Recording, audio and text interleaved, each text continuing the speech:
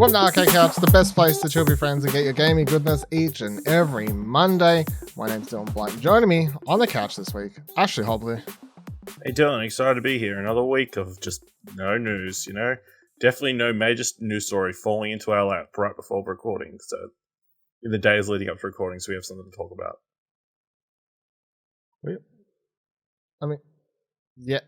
Without the direct, we wouldn't have had much to talk about. Yeah, that's my point. Yeah.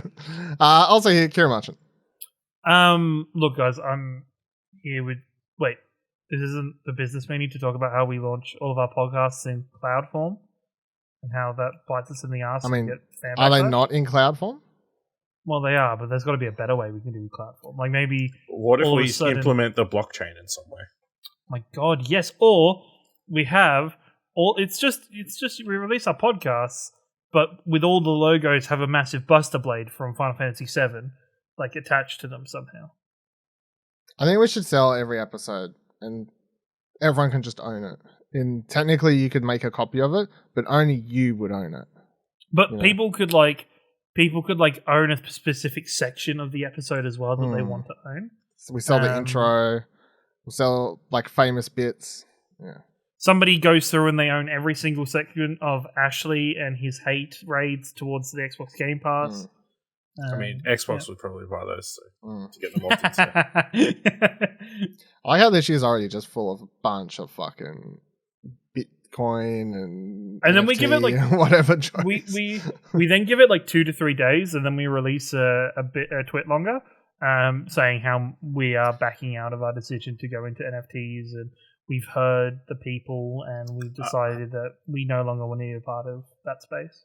I think this is the same joke we've been That's all. And yet, it still works. And yet 'cause it's still another company- relevant. Yeah, it's still relevant. Guys, they just went straight for apes. Yeah. That's all I got to say. Yeah. Also, So- shout out to Drew. Yeah, he got some big news this week, so congrats. Did he start an NFT? No. Oh, okay. Doesn't count then, does it? I mean, imagine, why would you throw it in it here? was something he get something that's not fungible, so Okay. That's nice. Today on the show, all things about the first Nintendo Direct of 2022. The Wolf Among Us is back, and rumors of the next Assassin's Creed game. Firstly, shout out, in case you haven't seen it, I thought it was worth pointing out. Kieran posted on his Twitter, Final Fantasy online map thing he received. It's pretty cool. I think that's one of the... No, thanks to the people at Double Jump and Square Enix. It's like a really nice framed map done of Australia, but done in the style of the Final Fantasy 14 maps, with a really nice frame and a little plaque on it. I was like, damn. What are you going to do with it? I'm going to put it up in, like, I'm moving house, like, this week. Are you So really? I'll just go up in, yeah, like, Fuck, that like, happened fast. I don't know if it, like my what are they called? Fucking bookcases are empty. oh yeah, it is Yeah. actually. I don't know. Yeah. Oh, yeah, true. It's completely like, yeah. And like next week, I'm going like even more country than I was now. Really? Will we lose you forever? Do you have internet down there? No, I do have internet there. It's pretty, no. I'm a little bit worried about internet, but today I got some news and I was like, okay, maybe it won't be so bad. Okay. It was Shepperton on the map. No, technically Really? not. It's a Good. It's like an outer suburb of Shepparton. Good. So you're not in Shepparton anymore? Good. Technically not. I'm like just outside. We should have talked about this first. Shepparton. What? You're not allowed to move You should have out. given us the okay. We should have gotten clearance. You're not allowed to You'd be move able to out move. of Shep. It's like pretty much Shepparton. It's just a different postcode. You know, it's like I- a suburb. I mean, Shepparton yeah, I is guess suburbs. like most of the suburbs around Melbourne are kind of considered Melbourne. Exactly. You see, it's the same shit. I'm not too pleased about this, to be honest. I was listening to the classic album this past week, actually, Shep Life. Shout out to Briggs. Oh, really? I'm not even joking. I was listening to that album. It's not even a joke. Good album. Check it out if you haven't already. It's all about Kieran's life. It's actually not. It's It about is. Briggs' But life. where we started from, thank you, Double Jump and Square Enix. It's really nice. It's really cool. So yeah, check out the Twitters. Do you feel And bad I'll about take not another playing Final Fantasy 14 last week? I'll go back and play. I'll be back to it soonish. I regret giving his address. Hey, that's why I'm moving house, right? I'm taking the swag and I'm running away with it, you know? Yeah. Can't come track him down. Exactly. Not much in the world of reviews and previews this week, so I won't talk about it really because I feel like I've talked about it a lot. But Sifu full reviews now up on the website, of course, explosionhour.com. Ended up giving the game a 9. So just to cover, obviously I talked about a bunch last week. My thoughts are all the same. It's still hard and all that. But obviously, the funny thing to me is last week we record on Saturday. Friday night. Friday night. Mm-hmm. I'm like, I don't know if I'll beat the game. I go hard Saturday. I beat the game. I ended up staying up to 3 a.m. that night last week. And then I set an alarm for I set an alarm for 8 a.m. the following morning and just got up at 8 because I didn't know how long it would take me to do it. So I was just like, I'm going to go. You know, 5 hours of sleep will be enough to get you into a position where you could beat this game. Yes, correct. Yeah. And it was. So I ended up beating it like that afternoon, which was funny. So then the episode comes out. I've already beat the game. That afternoon. So that is like at least 5 hours into your day. But I put like a solid 12 hours in or something during that, or some ridiculous amount of time. And then the funniest thing to me was we recorded Plat on Monday. And of course, by then I'm like, I've beat the game. Man, I'd love to platinum this. I don't know if I'll be able to do it. I might have to just come between it, between other games or whatever. And then I have Tuesday off, Wednesday off, whatever day. I was like, fuck. Other games are coming up soon. I just got to go hard to see if I can do this. And then I end up getting the platinum anyway. So every time I recorded the podcast, I'll be like, I don't know if I can beat it. I don't know if I can platinum it. So apparently if I just say on a podcast I can't do something and believe it in my heart. Follow your dreams. You know, put your soft doubts out there and then go and achieve it. Yeah. So, I'm saying for all yous out there saying the game's hard, yous are all bad at video games. I've got the platinum, get good.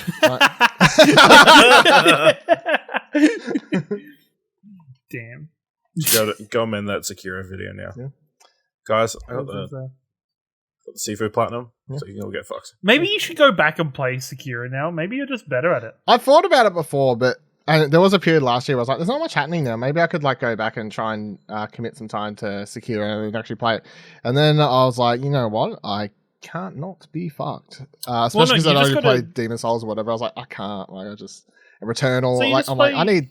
Just give me a video game that isn't going to kill me. You're just going to prove yourself with Elden Ring then in a couple of weeks, right? Look, I don't feel like I have to prove myself, but I'm obviously going to play Elden Ring. But every time the Sekiro thing comes up, I go, I got the Platinum Bloodborne, I got the Platinum Dark Souls, I got the Platinum Returnal. Look, I feel like got the Platinum Sifu now. Fuck all yous. A lot of people that you don't know and have probably never interacted with our content before that or after that. Were really angry and pissed off with you for how you treated their video game. So might need to just do them a favor and repay it back. Yeah, they can head to explosionhour.com/support and make a hefty sum if they want that to happen. So that's how that works. Check out for review. I'm still enjoying watching people. So I was watching Buddy stream it last week, of course. I would pump his Twitch if I remembered it. I think it's twitch.tv/Watson or Watson12 or something. I don't know. Sorry. Search for Buddy Watson or go check out his Twitter. And then even the other day, I went on to Sifu on Twitch and just had some random people playing it in the background. Stuff I'm legit enjoying watching people sort of having to that experience of starting the game and being getting their ass absolutely handed to them and either sort of going, all right, I'll getting back up. And then you watch some people and you can just tell every time they die, it's just, they're just this isn't for me. I can't it's a fight or flight sort of thing, which is quite interesting to watch happen. But and then the other review that was posted today as of recording, Pokemon Legends Arceus review posted up. Sorry, Arceus. I keep saying it incorrectly, even though I officially know it's now pronounced Arceus after however many months of talking about this game in the lead up to release. But or is it though? It is. They say it in the game, so someone says it at some stage. Or but I heard it's pronounced different depending on the region. All right, Pokemon Legends Arceus. That's how Australians say it. Arceus, whatever. Pokemon Arceus. Pokemon Legends. Jacob's review's up for that. 8.5 he ended up giving that game. He says, allowing players more responsibility and more active RPG and story elements, Arceus Arceus, is by far my favorite Pokemon title to date. I have loved building my team, but more so I have loved interacting with clans, people, and Pokemon of this region, and I'm looking forward to seeing what steps are taken in the refreshed franchise. So yeah, he really loved it. Speaks very positively about it in his review. Obviously talks about the major negative that I brought up, and I feel like most people brought up, which is just simply that great game, kind of wish it was on better hardware, so you could get better looking environments and stuff like that. But ultimately, I feel like for most people, it's not a like end of the world, and it certainly isn't for him when it comes to the game. So check out his full review, exposurenet.com as well, of course. Both reviews, show notes down below.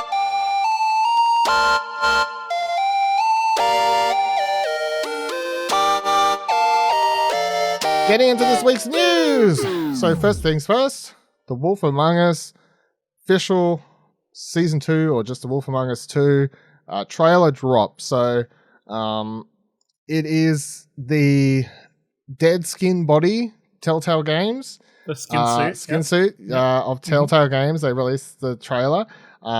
Get everyone's thoughts in a sec. So I almost have to separate it because for me personally, I would say that I like the trailer. I just feel weird about Telltale still. So Polygon says here, in case you've somehow forgot or only started listening to the show recently, 2019 LCG Entertainment resurrected Telltale after the studio's collapse the year prior and revitalized the project. The Wolf Among Us 2 is now in development with Ad Hoc Studio, which is made up of previous Telltale employees, including developers from the original Wolf Among Us, directors Nick Herman and Dennis Lennart, writer Pierre Shorty, composer Jared Emerson Johnson, and voice actors Adam Harrington and Aaron Yvette are all set to return on the project. The Wolf Among Us, a Telltale game series, took place over 5 chapters, which were released over the course of 2013 and 2014. A sequel was in works at Telltale before it was cancelled. This iteration is a new project, so it's not just a pick up where they left off. It's from the ground up, apparently. I don't know if there's any like story elements carried over, but they say it's a brand new project. Ash, what'd you make of the trailer? And then how are you feeling about the Telltale stuff? Because we haven't spoken about it for a while. I like the trailer. I haven't played Wolf Among Us. I did download the game since and might play it over the weekend. I don't know. Do you have it on the Epic Store? Because everybody got it for free. Fair enough. I probably do, but I've also got it on PlayStation. So, yeah, and just never got around to it. But yeah, I think it looks interesting. Obviously, it very much looks like Wolf Among Us from what I've seen in the past and that kind of stuff. And yeah, I mean, it looks interesting. Obviously, playing with this like psychiatrist like introduction. It seems like a very basic teaser setup to this sort of a game. Yeah, introducing Big B Wolf for people who maybe haven't seen Big B before, that kind of stuff. Have him taking out, beating the shit out of the Scarecrow and Tin Man from Wizard of Oz. Love to see it. You do, Kieran. Firstly, what the fuck are you laughing about? Sorry, because I'm not going to ignore it. My recliner normally has like the throw rug over the top of it, and my cat was sat on it, and I think she's like either moved or something, and the throw has fallen off, and she's gone with it. I missed it. I didn't even see it. No. Well, go back, rewind this video on youtube.com/ExplosionNetwork and see if you can see. I know it might be there. I had a trailer playing at some point, so. Oh no, I hope not. But it was, it was probably for the best. Otherwise, we'd have Peter coming after us. That's true. Also true. Sorry. But no. Trailer looks good. Wolf Among Us is a series I started but never returned to, probably because of Telltale things. Probably was a while between episode releases, and I was like, I'll get to it eventually. And then almost 10 years later or whatever, I just never got back. So. Yeah, I don't know. It's weird.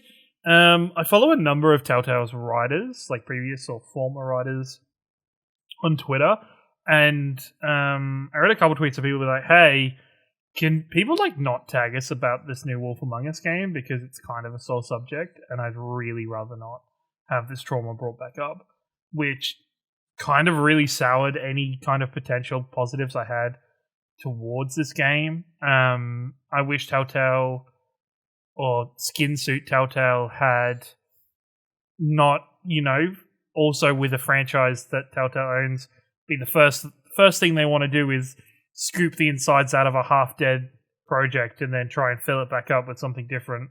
I wish they'd done something new and then come back to Wolf Among Us in, a couple of years' time. It's, I don't know, kind of, it's one of those things where it was like, oh yeah, 2023. I was like, oh, okay, so we've still got a decent amount of time to wait. Like, it feels like Telltale, since they were purchased, have been dormant for what feels like years at this point. Well, that's because they had to rebuild the entire studio. Yes. Yeah, exactly. So it's and then figure out how to use all the stuff that he bought. Yep.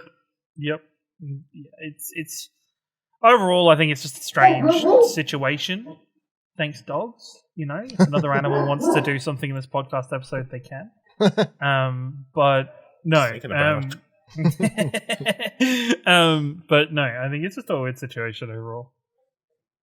Yeah, it's weird because I'm like, there's a good trailer, but I'm just not particularly loving the new Telltale thing. I mean, it's mixed feelings because obviously there are people who made those games involved, but I mean, so many who aren't. It's always been weird since they when they announced that they were doing it. They were like, yeah, so we're rebuilding Telltale. The original people will be offered freelance positions with full-time jobs available maybe sometime in the future. It's such a weird sentence thing they put out initially when they announced everything. It's just like, oh yeah, cool, I guess that's the thing. Yeah, I don't know. It's one of those hard ones because there's obviously other people working on this. It's one of those things, and it's like no one's here that's done anything so bad that I feel like I should, be like, no, I refuse to buy it. I just feel currently just weird, and I don't feel like they've done a particularly good job at handling the scenario, and it has always felt weird, literally stepping into the skin and being like, we're Telltale. Hey everybody, what's up? Hey, everybody. What's up? I'm still here. We're also it's Wolf Among Us. Yeah, remember that game you all loved? It's Wolf Among Us. We're bringing it back, yo. We've got it. It's right here. It's happening. So I think. Do we know when that Expanse game is meant to be coming out? Fucked if I know. I don't think they ever announced the release date. They just put out that trailer. I thought it was a teaser. I don't think that. I think this comes out before that. Yeah, it would have been better if that had to come out first. Yes, because then that would, especially make it a little bit easier to digest. If Expanse comes out, or if this comes out, right? If one of these comes out and it's the Telltale games, just bread and butter, it's just their normal engine, how a Telltale games plays, I will overall. Well, it's a new engine, so But if they've done if there's a bit more overhaul into the gameplay and looks slightly different and feels different, it might be okay, but I don't know. Yeah, we shall see. VG247 writes, class action lawsuit beckons for EA after Battlefield 2042 refund petition gained traction. The change.org petition, which at the time of writing has 55,811 signatures, is directed at EA, DICE, Sony Interactive Entertainment, Steam, Microsoft, and the Federal Trade Commission. Please sign this petition if you feel you deserve a refund for Battle 2042, is the mission statement it writes. Petition creator Satoshi Nakamoto actually wants to take it a step further. They promise that upon reaching 50,000 signatures or more, which it already has, quote, one of the best class action lawsuit lawyers in the country is willing to take our case against EA. The petition has been dominating the discussion of Battlefield 2042's main subreddit, so it began with many members encouraging each other to sign it and kickstart their promised class action lawsuit. DICE has broadly addressed this sentiment in its latest blog post and announced that it's delaying the start of its first season of summer, talking about the technical issues the game has had. So, yeah, I think this is just funny. Between this and DICE, a week or two prior to this story, being like, oh, our first content, year one or whatever's been delayed. And I was like, how do you delay your year one? It's Like, how far behind? How fucked is the game that you have to delay your year one? Like, in a world where that's sort of the bare minimum now to sort of have that shit lined up. But, I mean, I always wanted this to be good. I was obviously excited. I gave it whatever I gave it, 5 something or whatever. I can't even remember. Something. I was on the lower end. I still don't understand how a lot of people out there gave this such a high score, because it was a mess at launch. It has not gotten better. And it was probably a year away from being even like, if this is what they're still having to deal now and delay the year one.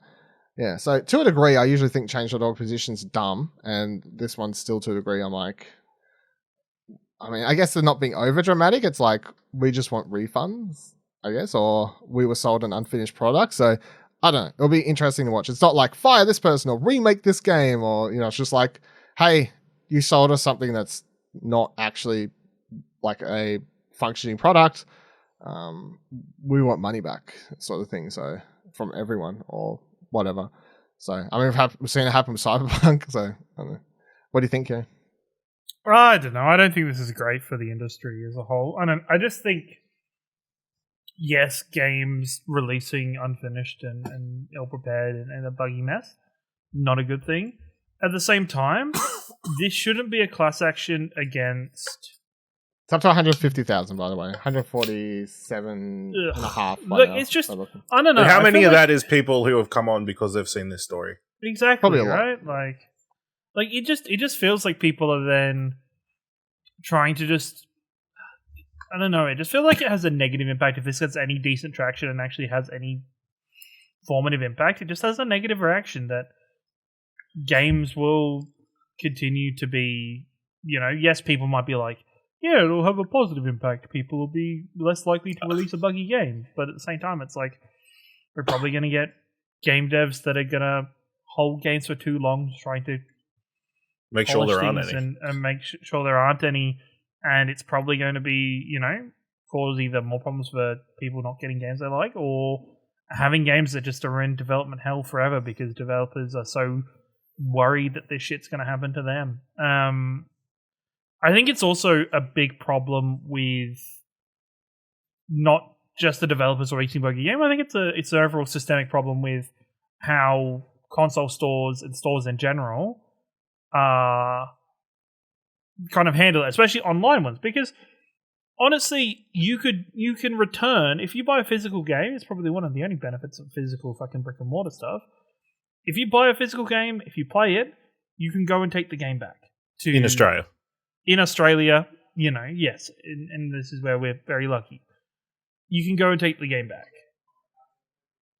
Everywhere, and like, it's just a case of there should be more potential for gamers and people in general to get their money back via obvious channels throughout,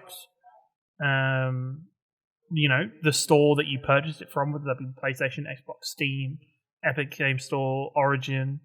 Like, there should be a method to obtain refunds for that, just in general. And there is a big problem as well that comes, and probably one of the main reasons why that isn't as much a thing, or developers and companies are reluctant to do it, is because fucking people will abuse the system. These people that are currently demanding refunds for this game, that probably don't think about it, are part of the problem. You've just seen a moment where you can get your money back. It's the same people who, at you know, from life working at McDonald's, will come back and be like, hey, my burger had this in it, and I asked for it to be removed, and you look down, and they're 3/4 of the way through their burger. Like, I understand you've paid for a piece of bacon or whatever, sure, but at the same time, it's like, you'd realize that shit earlier. It's people that do that and then try and come back and get a whole burger for free again. I was about to say, I've returned a burger to a place before and been like, you put cheese in this? And I said no cheese. But I can guarantee I had not bit into that burger. You'd not bit into the burger. Because you, as you've got a medical condition around it, you looked at it and went, fucking cheese on that. There you go. That's going to be bad. That's going to be bad. That'll be bad for me if I eat this. I'll take it back now. Where you'd have people eat like 3/4 of a burger, and then they come back with, oh my god, I forgot I asked for extra sauce. This doesn't have extra sauce. Yeah, or I asked for no tomato, and there's tomato here. Yeah, but you've taken it out and put it into the box. Yeah, so? I asked for no tomato. I'm like, the fuck? Like, it's just, I don't know. There are scummy people on this earth that actually just make life harder for everybody else.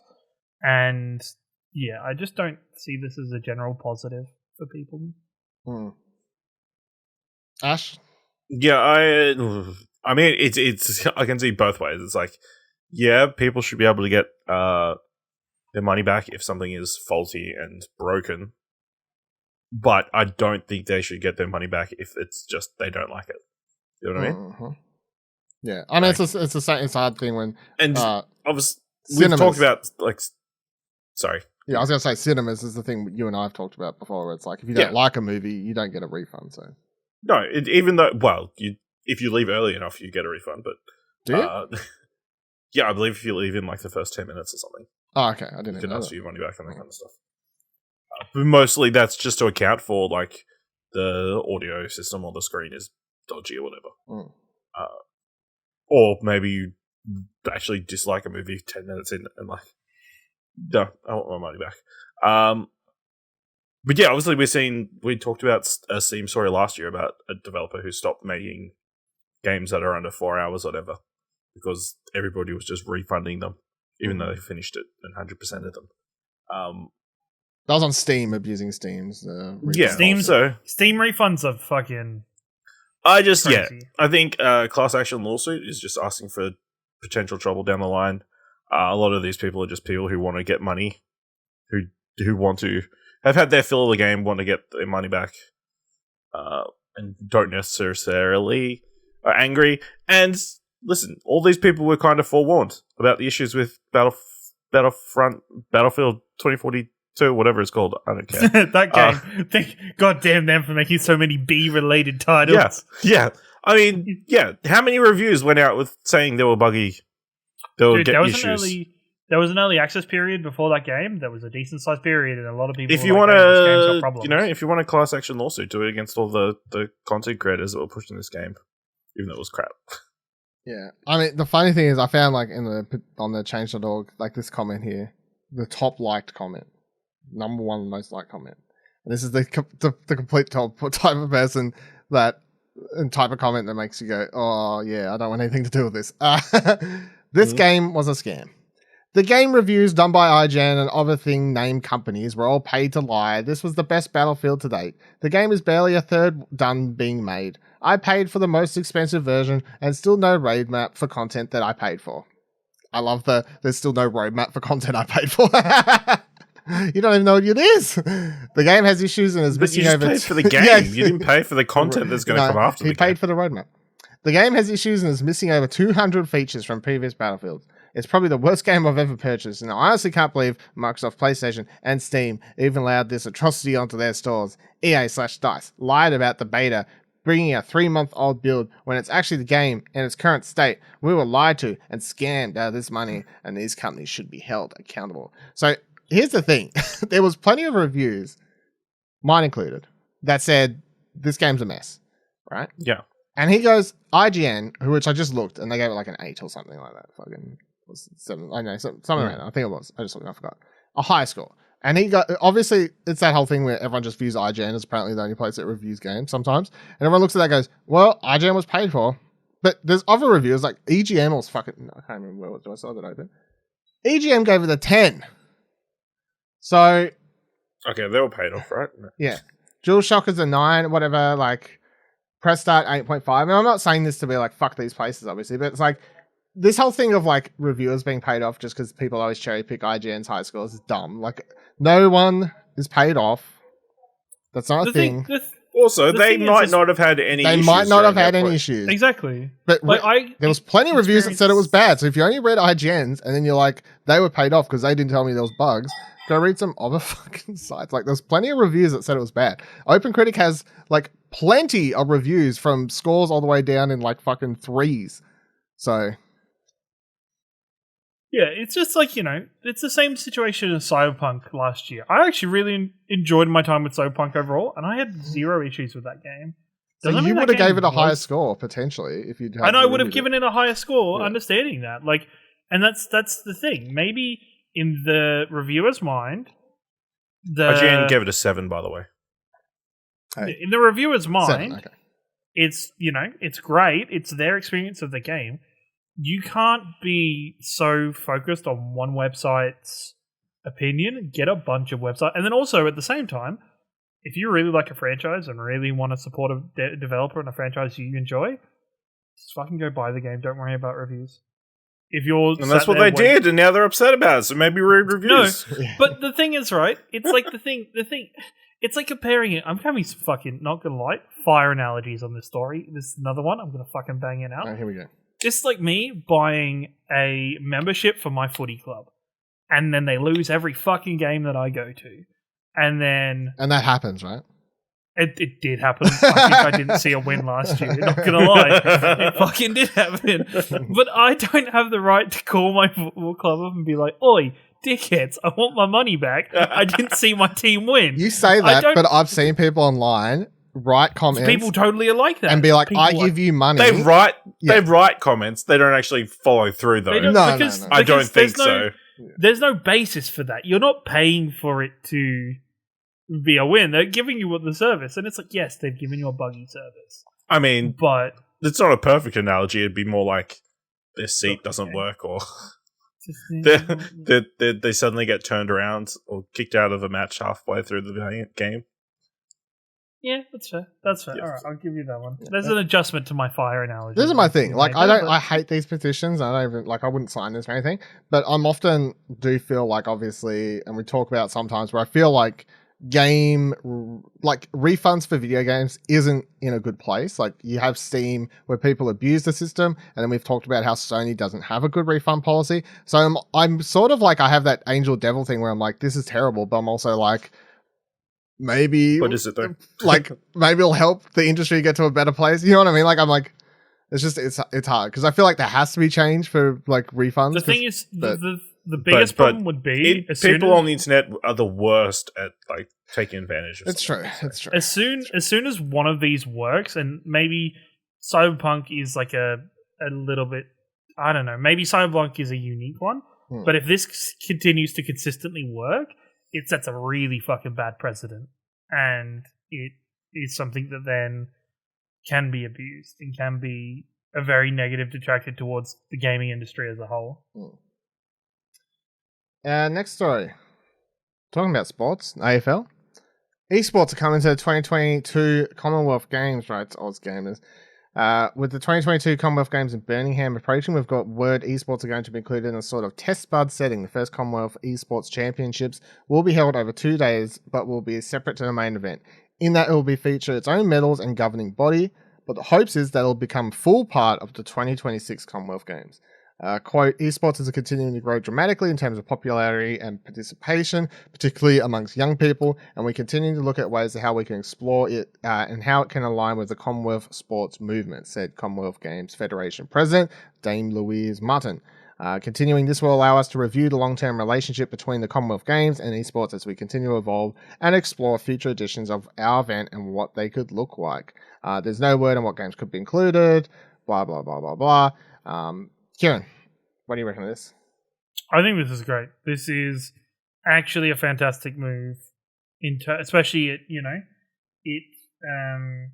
kind of being featured as part of the Commonwealth Games. I think this is like the minor league version of the Olympics in all fairness of, no offense to the Commonwealth Games. If you're a Commonwealth athlete and you're like, man, we're going to make Commonwealth as big as the Olympic Games, good on you.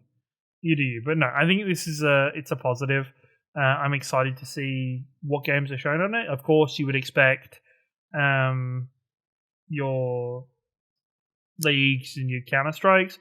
I'd love them to throw, I guess I could see them throwing in FIFA, but at the same time, Rocket League could work really well for it.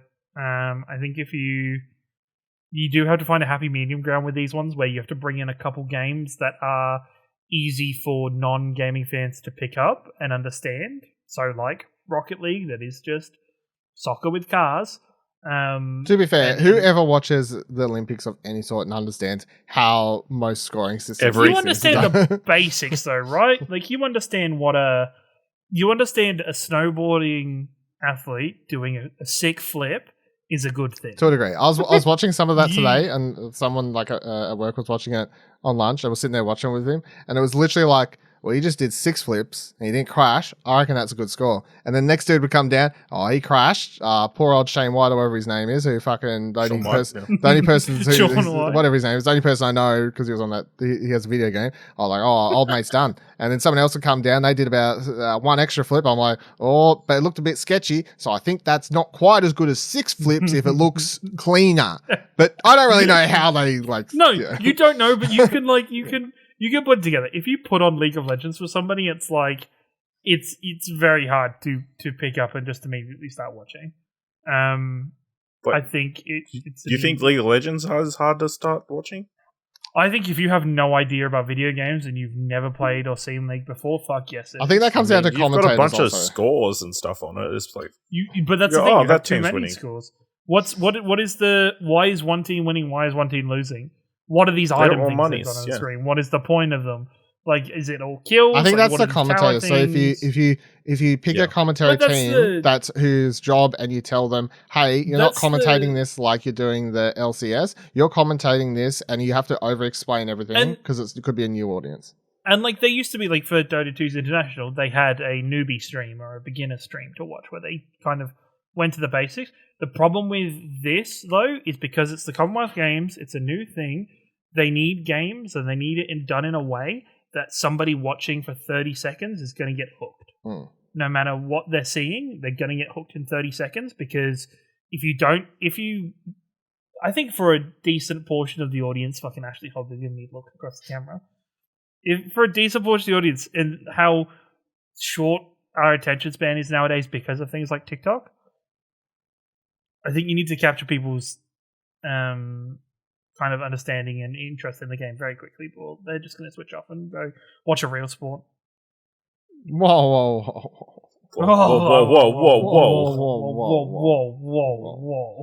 calm down. Whoa. Ash. They're not going to be in the metaverse. I think, as long as Australians competing, then we'll watch it. That's what usually happens, especially if they're winning. I mean, sure, why not? We've got the Winter Olympics going on at the moment. There's an event where we're seeing who's the fastest person who can go down a hill in a piece of metal. Yeah. So have you never watched Cool Runnings? I haven't. I'm thinking more about the skeleton or the luge. Both of those are stupid. Stupid because it seems like you could easily die. Bob said much more skill. Much more skill. Dylan does need to watch Cool Runnings.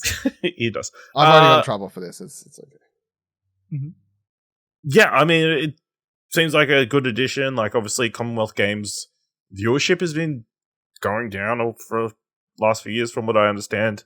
So yeah, this might be something to like perk it up a little bit. And because it's only the people in the Commonwealth, you won't have all these pesky Americans or Asian countries coming in and beating us all up. We'll actually stand a chance. So that's encouraging. Yeah. So as long as they pick a good palette of games, I think, like you said, like League of Legends, probably a CSGO, maybe one fighting game, Rocket League or FIFA. I mean, I don't think football is a Commonwealth game sport. Off the top of my head, it might be. No, I don't. I'm trying to think if Matilda's one or not. I think they may have. No. I don't.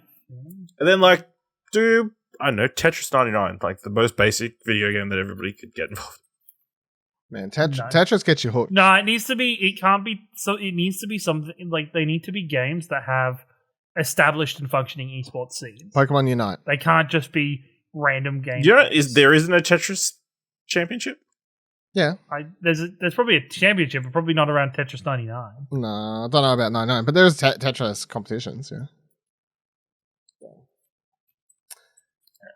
What are you doing? Oh, yeah, I'm all for it. Games? Yeah, fuck yeah. Get around it, What about if they put Among Us? Will they give them actual medals, or is it going to be e-medals? Oh, it's NFTs. Yeah, that's what I thought. For sure. New Assassin's Creed game in the works will star Valhalla's Basim, writes VG247. This is according to people familiar with the matter speaking to Bloomberg, who stated that the game originally started live as an expansion for Valhalla, It said that the game won't be a large open world affair. Instead, it will be smaller in scope and focus on stealth gameplay. It is currently in development under the codename Rift and is slated to release later this year or 2023. Ubisoft refused to confirm or deny the existence of the game to Bloomberg, stating more or less that it does not comment on rumors and speculation. Meanwhile, Ubisoft is also working on Assassin's Creed Infinity, an evolving live service game that encompasses multiple historical settings. And that, of course, was announced last year. We talked about it. Sounds horrible. I don't really have any interest. But I like this. I'm all aboard this. This sounds good. I haven't finished the last Assassin's Creed, but if I'm going to get keen for any Assassin's Creed game, it's interesting that the one that excites me is the one where they're like, hey, it's a spin-off. It's less hours, more enclosed, smaller map, stealth-based. All it'll just be I guess my safe bet for this is just going to be, it's going to be the mythological side of Assassin's Creed Valhalla that we had it's just a game just about that. Could be. I think that'll be the case. It'll just be focused on either, I don't know 100% if it'll be focused solely on the Norse mythology, but it'll be more akin to that, I think, than just a straight up Assassin's Creed game. I think it's interesting that it started apparently as DLC and must have just blown out of proportion to the degree that they've turned it to its own game. And that's in a world where Assassin's Creed Valhalla has a DLC releasing soon that's apparently like 35 hours long, like a massive expansion. Well, they're releasing Jotunheim. That's the one, I think. They're releasing that as a map. And they've released a couple DLCs so far. But, I mean, that's what they said they would. Like, we're going to support this game for an extra year or whatever. So you've got 2 years of DLC for it, and now you're going to apparently have this thing, and now it's its own game. So, I don't know. Assassin's Creed's in a weird place. But I feel like I'm living the last good period of Assassin's Creed if this is what's happening, because I'm like, I would love to go back to Valhalla and finish it, because I stopped because other things happened and I never got back. But I was enjoying my time. If I had time, I'd like to go back and finish it. This DLC sounds great. The one that just comes out, this expansion, solo game thing, spin-off, sounds great. But I'm also just like, that Assassin's Creed Infinity, I don't really care about that at all. That sounds not what I want out of Assassin's Creed at all. So it's like, please just release a bunch of good games before then, and maybe they'll come out and everyone will hate it, and they'll go back to just making normal Assassin's Creed. I don't know, but a man can dream. Are they in the process of making that live service Assassin's Creed game? Yeah, that's what they're making. It's got all the Ubisoft teams working on it, like all 20,000 of them working on it at the same time. Live service game. All the rumors are you can play as different assassins because they recently did that, or it'll star what's the fuck from Odyssey because they recently did that DLC where she crossed over with the Valhalla character and the whatever from, I can't remember her name, Cassandra, I think that's what it was. Yeah, so it's like the rumors maybe it'll star her because she has the staff and she like time hops, and that means they can make the live service game go to any time period they want, more or less. So she's a cool character, but just that design of game doesn't do anything for me. And finally in the news, before we get to the big old topic, the big old N, next AFL game is being developed by Big Ant Studios. So Press Start writes, we can now confirm that Melbourne's Big Ant Studios will develop the next AFL game. This marks the first time that the developer has worked on an AFL game since AFL Live in 2011, which is widely regarded as the best AFL game to ever release. We understand that next AFL game has been in development at Big Ant Studios for some time, with Ross Simmons taking to Twitter tonight with the video reading, I've got a feeling, with Holy Grail playing in the background. Similarly, in an AFL Facebook group, studio head Ross Simmons commented, it's coming home. So, hands off. Kieran, what's this mean to you? I feel like writing in the article, going back to the original developers behind AFL Live, which is considered the best AFL game ever, is like, I don't know. It's like, I don't think the quality of AFL games has ever been that high, so being the best is really not that hard a feat. I think AFL is as turning into a video game is a very hard thing to do. I think there's a lot of aspects of the game that's really hard to capture in that manner, in this medium. I think whatever studio, like whatever studio got it, they need, I think, a couple years to develop it. I think it can't be a cash grab that is not cash grab, but just a quick push around, turnaround development that sees the game kind of getting something more equivalent to, closer in quality towards your FIFAs, towards your NBA games, even like the NFL and the NHL games. Like, I just think it needs that bump up in quality. There is a lot of times, even the last game that came out looked like the type of thing that you used to get in a cereal box and play for 20 minutes on your PC back when you were a kid. Like, it wasn't anything too impressive, and a lot of people had a lot of issues with it. We've already seen from another game that we will talk about later in the show, adding a club-style game mode to it could be a really fun and fun thing to do, to kind of see the things that have been developed in other sporting brands recently. Ultimate Team and clubs is such a big thing in the FIFA space. Those games aren't necessarily about their sports anymore.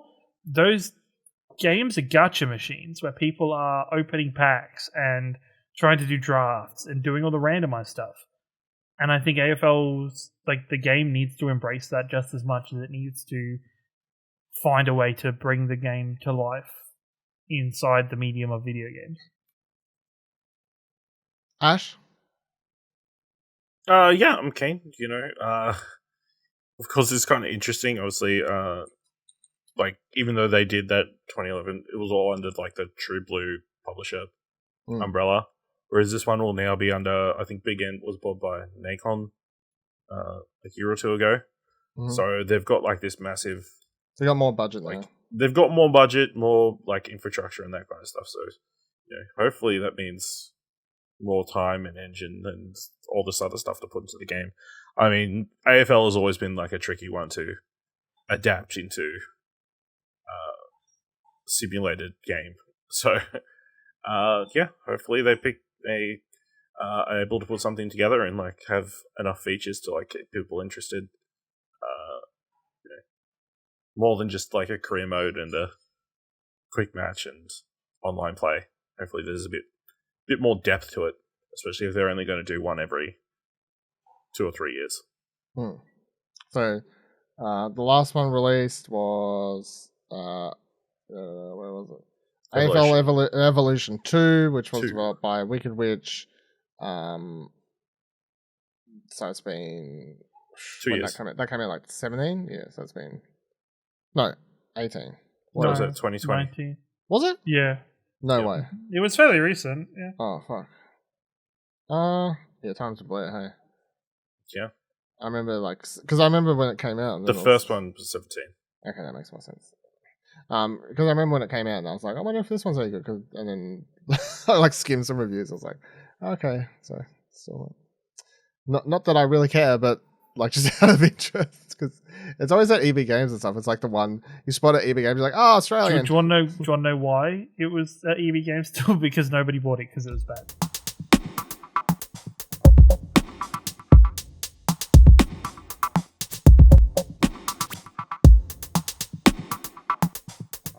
Big old Nintendo Switch Direct. They announced this, I don't remember, a couple days ago. Then they had it. It was out of nowhere. I was pretty keen. The first big Switch game showcase of the year. See what happens. I don't know who actually watched it and who's just skimmed trailers for this. Anyone actually watch it? I watched it. Yeah. Ash, would you say? Yeah, I watched it. I watched it a couple of times actually. We're podcasters. Reactions, and that kind of stuff. Yeah. We'd be watching the whole thing, man. Okay, cool. Because I come to these podcasts prepared, Dylan, and I don't appreciate you not having the expectation that we would be. Thursday, I was running very behind on time, so I didn't get to. Because I had both AEW Dynamite to watch and this, and I didn't. And then I went to the cinemas after work. So by the time I got around to watching this, I think it was 10 o'clock or something, and I was tweeting about it, and I stayed off Twitter all day. So I was like, hey. I was watching it live in the moment, live tweeting along, and so I appreciate that you put watching AEW in front of watching the Nintendo Direct. Yeah. I appreciate that. No, it's nice. Nintendo doesn't, and that's why we're never getting a game for that. Well, I knew I didn't get to watch both live, and I had my lunch break at work, so I watched half hour of Dynamite instead of half hour of this. And I just saved this until after I got home. So yeah, but I stayed spoiler free, and I was very happy with what I saw.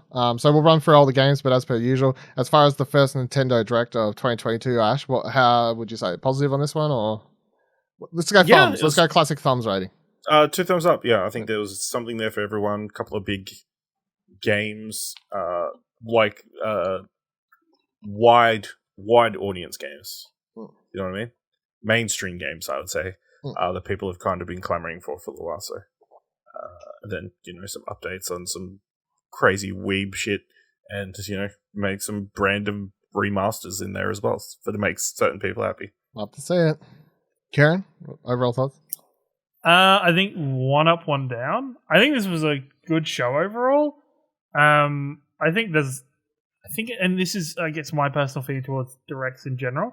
There is parts of directs that always feel like they're just filler of just random stuff that could be like they could just add more stuff into the fast part of the show towards the end. That's like, here's a bunch of other stuff that we didn't have time for. My counter argument to this quickly isn't it cool sometimes that random games that even if they don't interest you, like get stuff, time? There's yes, but constant ports of games that are going to run terribly on the Switch.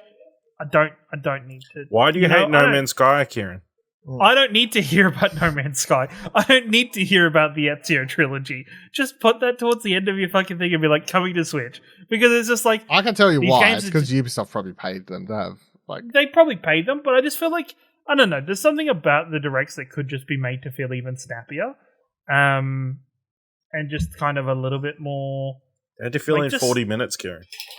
Yeah, I know, but they shouldn't need to fill in 40 minutes. They should just be like... But if they tell you it was 40 minutes beforehand, you're like, oh, it's a 40-minute direct. Then don't tell us 40 minutes before. Just don't even tell us how long it's going to be. Just fucking drop direct. People have things to do. They need to know how long it's going to be so they can prepare for the day. I don't mind a chunky direct. The thing is, right, I don't mind a chunky direct if it's like filled with like nourishing, substantial things. Just when there's a portion of the show that I'm like, no, it's pacing. That's what it is. You need to give them a match where they're like rests. After you're super hot after something, you need to let them cool down a little bit, so they can get super hot again. Bangers. Otherwise, your audience will be all worn out by the end of it. Just blasting out, man. Just keep going at it. Just keep going hard, The other thing is Nintendo's in a trend of just reaching into its bag of Mario franchise games and being like, what shit haven't we touched in a little while? Like, search around down there, they accidentally grab Strikers and they're like, oh, we're doing this time, boys. It was like that with golf. And then they're like, dude, we've got a Mario Kart game with Bang. Should we make a new one? Fuck no. Let's do DLC for the one that's fucking years old. We'll get to that, but yes. Yeah. But I will say there was one moment that got me unneedfully hyped about this whole direct, and single-handedly won me over for it very well. I'll in terms be of intrigued overall to feeling. Hear what that is when we get to it, because I don't actually know what it is. It's a very like. I can't pick it. I can't think of anything that would actually excite you. I'll announce it. You'll announce it. I'll announce it when it happens. I give it 2 thumbs up. I really enjoyed it. I think there's an aspect to the directs because we don't get them that often, like a proper one like this with a lot of variety and stuff. I really enjoy them. I think that they're always a nice thing where I'll be like, that's not for me. That maybe if I had more time. Oh, wow. Like it's always like sort of up, down, up, down. I don't feel like everything's too bad. I never feel like any of the trailers go on for too long. Like you're saying like the Ezio thing. I was like, it seemed like 45 seconds tops to me. Like it's fine. I'm sure there's people out there who have only owned Nintendo consoles and going, oh, cool. I've always heard the Assassin's Creed games are cool. I can finally play those Ezio games. I've heard they're the best ones. So, it's one of those things sometimes you just got to think that some people only have Switch. So, No Man's Sky is, wow, I've always wanted to play No Man's Sky. That's cool. I'm glad I can finally play that. And Kingdom Hearts and whatever else. So, there's an audience of people who never get to play these games. So, just saying. I'm so sorry to those people.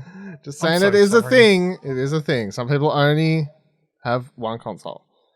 As much as we are privileged and have. I understand everything. only having one console, but just play the games that are good on your console. Stop trying to. You pretend. You don't think the Switch is more powerful than the PS3? I think on paper it is technically. On paper it is, but the And then with the power of the cloud. The power of the cloud. There's which a we thing, don't get in and I was Australia. thinking this. I was thinking this while we were watching the direct, which was, I'm waiting for Nintendo to wow me again, and I feel like the overall aspect of the Switch is kind of dying off on me a little bit in terms of just. I think so many games just look like Switch games, and if they're not a Switch game and they don't look like a Switch game, they look like absolute doo-doo. Like, there is, like, games that just, like, MLB looked, I was like, damn, that game does not look. Those character models look janky as fuck. You know, like, I would, yeah, That's we'll what get the into Switch that once it players gets love. but I just feel like, I'm just waiting for Nintendo to stop being Nintendo and to actually, like, have third-party games that actually kind of run well and don't have to be, you know, modded into working on their consoles. The first thing in the show was Fire Emblem Warriors 3 Hopes. It's a Fire Emblem Muso game in the Three Houses universe. Comes out 24th of June. I don't think any of us care about this at all, but it looked cool for those people that enjoyed. Good way to open. I think three warriors. The Fire Emblem Warriors was very successful when it first launched and was like, I think like one of the more popular ones. So with Fire Emblem, the Fire Emblem Warriors. Oh, okay, right, yeah. In general, and then obviously Three Houses was like a huge hit. So like merging the two together makes sense. I think some people are like questioning how the story is going to pan out, if it's tied in alternate universe, like own story. Who knows? I mean, the Zelda ones had like tied in; they were part of the Breath of the Wild canon. But obviously, Three Houses had 3 different endings and that kind of stuff. So yeah, because it had 3 different houses. Yeah, crazy, huh?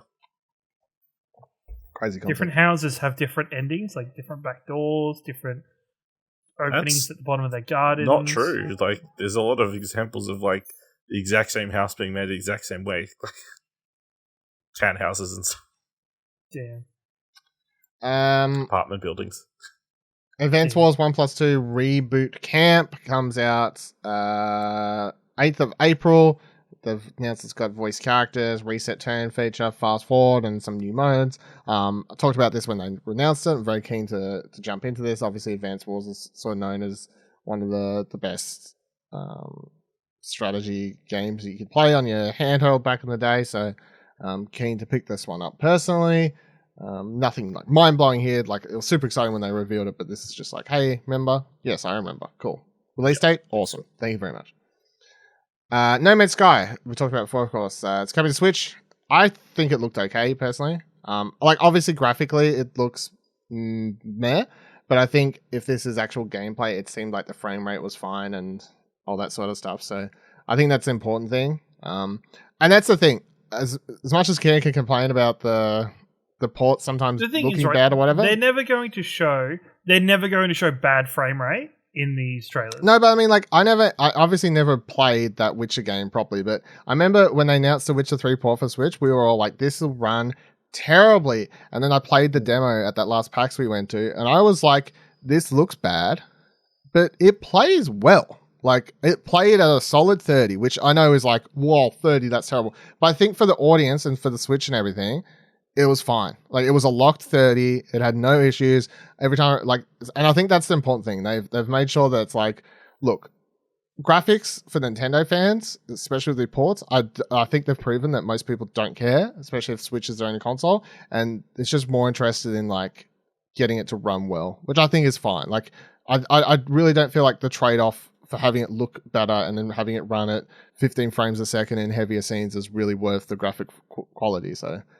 But yeah, No Man's Sky on the Go seems like something that I reckon a lot of people will pick this up. I reckon this will do well on the Switch. I think this is a game that people could definitely get into on that console.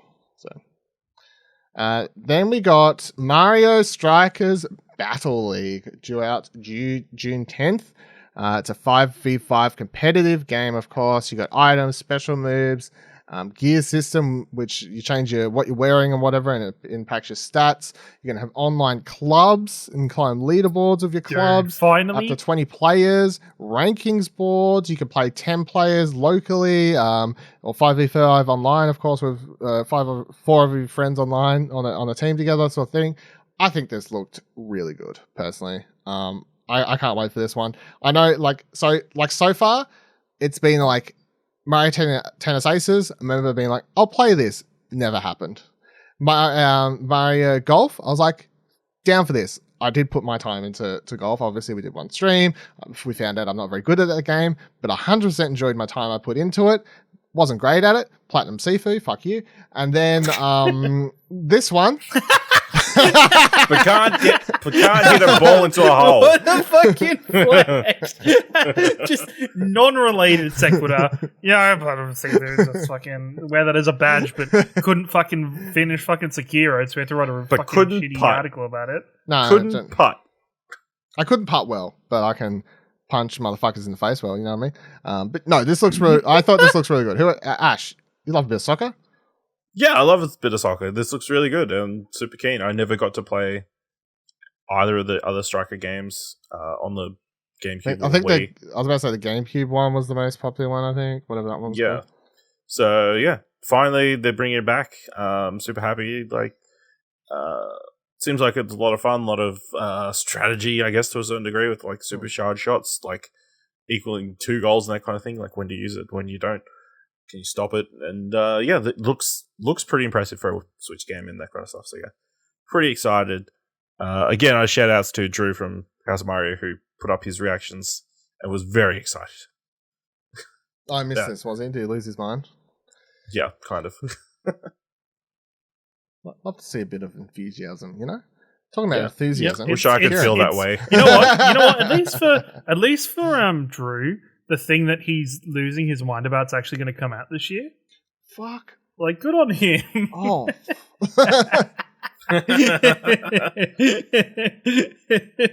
Kieran, you come from the place where they invented the game called soccer. I did. And never bring it home. Yeah. Did not. No, they come close to bringing it home and then fucking bottle it at the very last possible moment. No, actually, this looks great. I give Nintendo a lot of shit for being in their own little bubble and not giving a fuck about anything else and trying to do it their own way. Thank fuck somebody finally in Nintendo or in the Strikers development team looked outside, looked at FIFA and went, hey, that clubs thing's pretty cool. Let's just put that in our game and we'll just call it clubs as well. I mean, clubs isn't like a unique feature. It's not like FIFA. Ultimate Team. But it's not unique, but at the same time...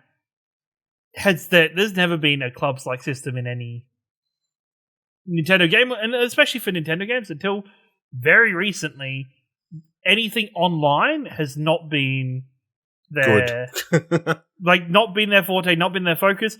Nintendo have, for years had the outlook of what? Why would you want to play a game with anybody that's not on the couch next to you? Like, you only play games with people who are together, right? Like, which is disgusting to think about when I played that last Mario Party game and like playing it by myself. I was like, kind of bored. And then playing it online, I was like, being able to post emojis and be like angry faces against real people just made it that much more exciting. Yeah. Like, I think those games, like, Nintendo games are fantastic multiplayer games. It's just for the fact that it just needs a bit more zesty kind ofness to it. So I think them adding clubs to this game overall makes this game even better. I'm glad Luigi and Waluigi is not going to get fucking snubbed for this game. He'll actually, he's great. Have you seen his legs? His legs are awesome at soccer. Any position, he's the man. That's what she said. He's also got a massive dick. Okay, yeah, that's what I was thinking. Talking about massive squiddy things. Splatoon 3 got a trailer. This one shows off the co-op mode for the game. we haven't seen, of course, we've seen some, I think we've seen a little bit of multiplayer before. We've seen like the cinematic sort of mood trailer, teaser for the story or whatever. I'm most intrigued in seeing more about the actual just single player because I think it's a very cool and interesting world they've set up here. I never played the first Splatoon. I played some Splatoon 2, maybe a few hours or whatever. I'm pretty keen for this one to like sort of go in from the start and be like a part of the like going from the beginning sort of thing. Because when I downloaded Splatoon 2, it was like a couple years ago, whatever, and it was like already several years old and whatever. But yeah, Splatoon 3 Salmon Run Next Wave, which is a terrible name for a mode, but co-op mode, it seems you'll take down bosses and like rounds and waves and stuff like that. So I think it looks pretty cool. I think it's like part of an overall package, of course. So it's nice that you're going to have the normal Splatoon 5v5 or whatever it is versus mode, which is sort of what the key Splatoon thing is. Hell, maybe that's a Commonwealth Esports game, Splatoon 2. And then you've got the single player and then this. So, yeah. Did anyone this do anything for anyone else? Not really. It is crazy that Splatoon is one of their big franchises. It's like kind of weird that it's one of their big success It's big. stories. It's their big. I think Splatoon is Nintendo's last big success, original IP. So. No, I thought it was ARMS. No, incorrect. Not unless ARM 2 comes out sometime later. Yeah. Yeah, but then they Arms start and struggling with ARMS 3 because they're like, yeah, exactly, arms and elbows, Knees and arms, toes. shoulders, knees and toes. That's what I was gonna go with. But I don't know. There was something about this trailer's, I think, general design, and maybe it was the audio the most. They're just really, I found really grating and really annoying to watch. I don't know what it was. Why do you hate squids? It's Splatoon. I don't know. I'm not down with this technical stuff that kids are into these days. It's not really my thing. Well, missing out. That's what we're saying. Yeah. That's true. Nintendo announced a front mission for remake. It's coming out this summer. A sequel's due out at some point in the future. That's cool for you fans of that. I never played this. I could maybe like it. I mean, but I don't know. I'm not going to get super excited. Then we had Disney Speedstorm was announced as a free-to-play cross-play Disney Pixar racer with online modes. All about this. Give it to me. Thank God there was a kart racing game in this direct. Like, you know? I know, that's true. In We're retrospect, being it's funny. for choice. In retrospect, they should have put this at the very start.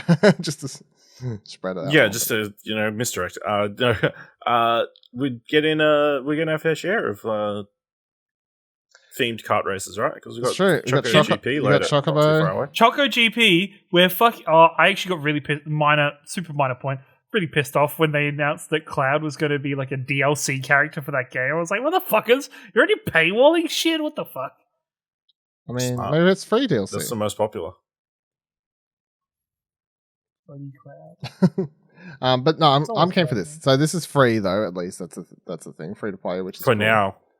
Yeah, well, we shall see. You get Donald in the free. You only get Donald in the free mode. That's fine. That's all I need to win, But Disney Pixar characters and kart racer. I'm definitely trying this out. It could be bad, but as soon as it came up, I was like, I will be downloading this. Not on my Switch. Will any of the cars be in it though? That's funny if they are. I mean, what if a car's riding a car? There's a car. Is Mater driving around in a Lightning McQueen car? Yeah. That would be cool. Maybe if they stretch like a balloon over a car and drive that around. I mean, the dream is it's Woody on top of RC. That would be. And then your special abilities is you've got Buzz pops up and blown away by the rocket. Speed boost, yeah. Make it happen. Damn, you should be a developer. Listen, you got the ideas down, Ash. If they don't, they're fucked up. Why they would fuck you, I don't know. Then they had a port of The Force Unleashed is coming 20th of April. Force Unleashed is a very good Star Wars game, so if you haven't played that and this is the only place you can play it, sure, play it there. I might be keen. I might be keen. Might be keen. Not look good. I'm keen. I want to know. I want to know if it This was the start of that fucking. This is the start of your weird segment. Yeah, you're weird. Of my two segment of the 2 games of the fillers. There was like 3 or 4. No, you're wrong. It's 2 in a row, and then we're back to good shit. Was the fighting mode new inside Force Unleashed? Yeah, I don't recall that, But this is a port of the Wii version, so it might have been in the Wii version. I don't know. I only ever played the PS3 version, so. Damn, I don't know who the fuck was asking for this game. Star Wars fans. To be fair, every Nintendo Direct, like every 4 or 5 months, they've announced a report of a Star Wars game.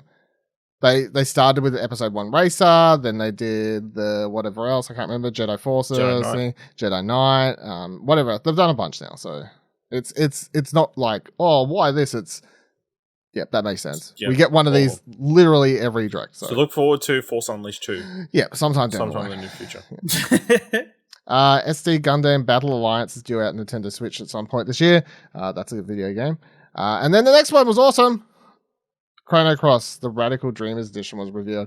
It's coming to Switch on the 7th of April. It's got all the modern sort of RPG remake things. You can turn off enemy counters, enhanced soundtrack, visuals, obviously. It's a remaster, remake thing. So that the character models and environments all look a lot better than the original release. I'm very keen for this. I guess for people who don't know, Chrono Cross, Chrono Trigger, those games, a lot of people consider them the best sort of JRPGs. A lot of people argue that they're better than Final Fantasy 7, 9, 6, all these other ones that were released around the same sort of period of time. And they have never received like major, like a lot of re-releases or anything like that. So I think this is very good. This one, I got a pop for this one. I could, as soon as I looked on Twitter afterwards and I'll search and see if, reading the responses after I watched the Direct, it was another one that I could see had quite a large reception and people hyped about it. So yeah. This one's also coming to PS4. It's coming to everything. Yeah, so it's coming to everything. Yeah. I guess we can also now rule that out, that this is not the game that Blue Point is working on. No, they're apparently not working on Chrono Cross. So, so yeah, I'm keen for this. But this one was for like this is the thing. If you don't care about JRPGs, this ain't doing shit for you. So, and then we got Nintendo showed off a little bit of Kirby and the Forgotten Land. It's coming out the 25th. What a gift this was. It's coming out the 25th of March, which they randomly announced like a couple weeks ago for some reason. And don't know why, but anyway, this trailer is fucking awesome. I can't wait to play this game. It looks really, really good. Kirby eats a car. Oh boy. No. Kirby doesn't eat a car. Kirby becomes a car. Kirby hooks his foreskin over a car and then just drives around the bottom of it. Mouthful mode.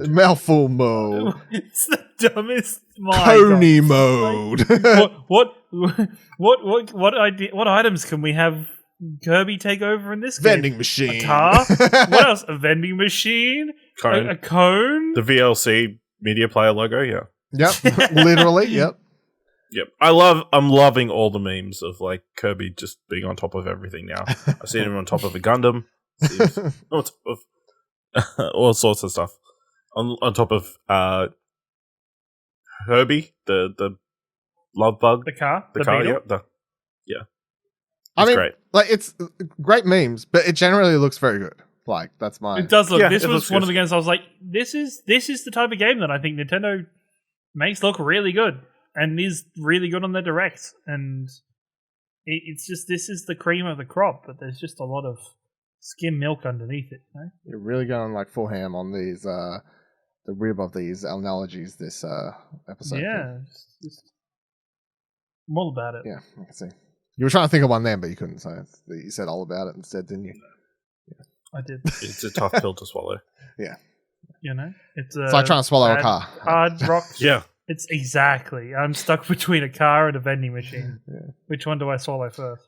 It did look like Kirby. It looks like Kirby Galaxy or something, I guess. It's like, you know, it was you saw it happening. You saw Kirby. I wanted to say Kirby swallowing the car. Kirby's the car. And I was like, cool.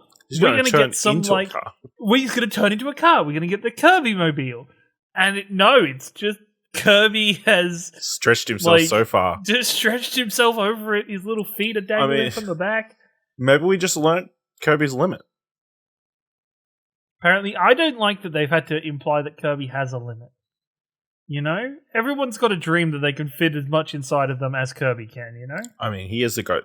He's a throat goat, apparently. So, Shout out to Kieran from Press Start. I mean, they do show like 10 different Kirby forms in this. There could be even more. So, like, who knows what he's going to swallow? Yeah, exactly. Who knows ultimately what? Who Kirby knows what he's going to put in his mouth? Yeah. This is so Just be careful around Kirby at the moment because it's gonna like he's a bit Kirby does he's a bit Gok towy, you know. really He's a bit well. horny, so he needs to like. He's got to be careful. He's a bit frustrated. He's got some sort of oral fixation. Yeah, he's just got to put his mouth on everything at the minute. That's not bad for some people, you know what I mean? Like some people like that. So. See, Kirby become my dick mode, you know what I mean? It was wide open. I heard this. He liked it that way. No, Kirby's mouth was wide open. Yeah, we all know Kirby's a giver, not a receiver. So. Yep. And he's ready to receive. This dick. And then stop. Anyway, the game looks very good. Nintendo PR, if you're listening, please send a review code to my email. I'm sorry, Nintendo's never working with us. This is why we don't get Nintendo codes. We're fucking horrible. What It's podcast? fine. It's only a website. What are you talking about? We're at 50 minutes into a podcast. No one's listening. That's all right. SpoileChannel.com. It's just a website. There's no Especially podcast someone there. from PR, It's yeah. fine. No, it's fine. Nintendo pushed the recently, so you got MLB The Show, as Kim was talking about before. Yeah, it didn't look great, so. But also, none of us really care about this game anyway, do we? Like, no one. Does anyone here ever play MLB? Or, I don't care about it, but I can appreciate when it's good. I mean, I play the free one that put on PS Plus every now and again. Like, it's a Zen thing, but and I guess it's cool that it's on the Switch. It's cool because it's a PlayStation Studios game on the Switch, which is crazy. I thought graphically it doesn't look impressive, but I think it was a well put together trailer with the fun. I liked that it had voice. the, I guess, famous players at start that I didn't know, but I appreciated that. Famous player. Player, that was the same player. Yeah, Shohei Ohtani, who's known because he's both a hitter and a pitcher. Oh, Which is very rare. Japanese. I missed the And joke. Japanese. I missed the joke. Yeah. You did. Then they had the puppet dude as well. I hope he's a voice in the entire game. That's the dream. I doubt he's too busy. He's probably doing something with Jeff Keighley for Summer Games Fest. Yeah, probably. Then they showed off Kingdom Hearts Intergram Masterpiece. That's the Switch Cloud collection game. It's all the Kingdom Hearts games. I don't know why the fuck they've called it. Whatever the hell they've called it. It's dumb. Shout outs, by the way. I saw you tweet the other day, Kieran, that you was watching a bunch of videos. Dude, no, I was just about to say, all right, don't buy this game. Just go on YouTube. At least for Kingdom Hearts 3, watch a 5.5 hour video about Kingdom Hearts 3. It was actually 5.5 hours. It was actually 5.5 hours. And I watched the entire thing. Because I was about to say, I think... So imagine how great it would have been to experience it firsthand. Yeah. Nope, I'm really With glad the that I combat. watched it. I think when we did our spoiler cast, it was like several hours at least talking about 3. Probably. And then some period after that, I listened to another spoiler cast by Vice, did a really good several part one, and I think that ended up being like 5-6 hours of podcasting listening to, where they like had like 2 hardcore Kingdom Hearts super fans, and they were trying to explain the story to a bunch of people who don't understand the story of Kingdom Hearts. So that was quite entertaining. But Well, this was like everything, including the Remind DLC and the final secret boss fight and everything, and breaking all that shit down. And I was like, damn, I'm glad I didn't shit's intense. invest time in this game. Our spoiler cast was 2 hours, 11 minutes, 27 seconds. Pretty good. It's just one game. One I'm game. pretty sure that from memory, the podcast is me trying to explain the story to Ash. So. Well, fill in the gaps. Yeah, fill in the gaps. I'm not even like super hardcore, so I'm sure there's stuff I got wrong, but You know what? You should just go. I should just go and listen to that just so I can hear Dylan with like the Zemnuses and the Xehanauts and the. no, it's hard.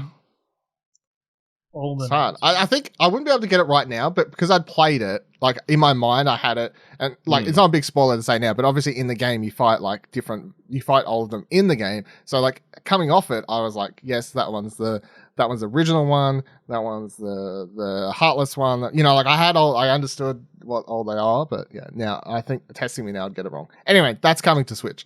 Side note, did you ever go back and finish 2, Dylan? Kieran?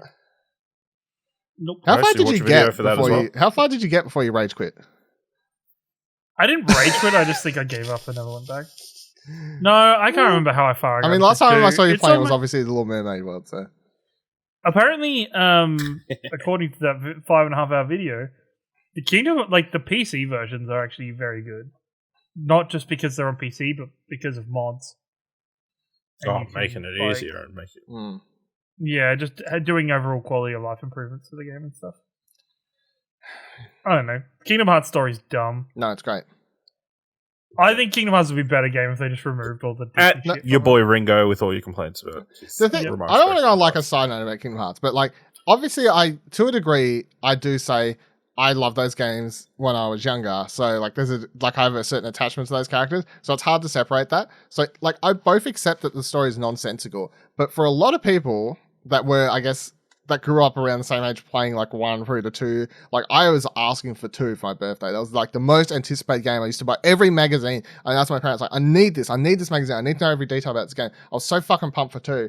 And then like I brought a PS3 just so I could play Kingdom Hearts 3. And then and that was the thing. And Bought PS4 just to play. to play Kingdom Hearts. Yeah, it was a continuing thing. I'm only playing video games for this game. I mean, you need only look at the reaction of people when Sora was put into Smash to know that it's a beloved franchise. True, exactly. It's massive. Yeah. I remember being maybe my first moment of true disbelief and frustration at a video game was the fucking 5.5 hours in Twilight Town before the Kingdom Hearts title screen came up on number 2. I mean, that's rough. That is rough.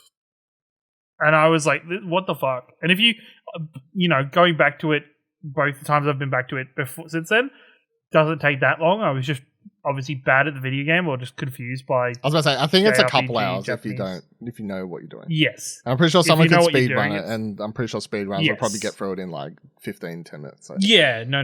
It's very knowing what you're doing. It's a bit confusing. But not as a massive side tangent, but like one of the things about Kingdom Hearts 3, just from watching this, is it's really clear that the Disney shit doesn't actually matter. No. Like none of the Disney stuff actually matters, and most of at least 2 of the levels are just, hey, here's Disney movies that Disney's really proud of right now. Sora's going to be kind of a part of it, but it's not actually. This was one of my complaints about. We're on a whole side tangent. I'll move on in a sec. Well, but one of my complaints about 3 was that they just did. I don't like the Kingdom Hearts levels where you're just injected into the storyline from the movie. I much prefer it where you're coming in and you've got a new story that's either before or after the movie. I do enjoy those ones more. And like especially the Tangled world in Kingdom Hearts 3, they would literally just show you cutscenes from the movie at stages. So Tangled and Frozen, is both there. Where meanwhile the Toy World one was awesome because it was this whole other thing, and it actually ends up tying into the after credit scene and whatever else. So anyway, that's a whole fucking thing. Cloner 1 and 2 are coming to Switch on the 8th of July. It's Fantasy Reverie series. This is very cool. So if you don't know these games, I guess there's almost cult hits, or maybe not cult hits, I don't know. Dude, I had nostalgia for this game, and all I ever played of it was a demo on my PS1. Yeah, so I used to play the fuck out of the demo, and then I had a friend who had 1 or 2, I can't remember what, and I used to play a lot of that. I don't think any of us ever beat the games. However, the characters were always cool, the music was cool and everything. So when this popped up, my brain was like, childhood, I would like to play these. Will I finish them? Don't know, but I would like to play these. Look, there was it was as soon as the music hit during this, I was like, yeah, this is some nostalgia. This is some of that those good, happy kind of juices in my brain right now. This is some good shit. I think this is the type of port of old content that I'm okay with and is good. It is relatively obscure. It's not something that a lot of people. This isn't a franchise most people are like, oh man, that thing, I've been asking for that. Like, it's like, oh, I forgot. That's a game. Do you know? Had you ever heard this, Ash? I've heard of it. It looks familiar. Never played it. Yeah, fair enough. Then in the continuing trend here, Portal He Companion. looks like a Digimon. Yeah, I guess, kind of. Yeah. Portal Companion Collection, which includes Portal 1 and 2, hits the Switch this year. Wow, why do you hate Portal, Kieran? Because this trailer was so shit. Why did they... Obviously, they didn't want to pay the voice actors, but why didn't you release Kick Titles to do the trailer and shit? But the Nintendo dude being like, discover secrets, solve puzzles, and cake?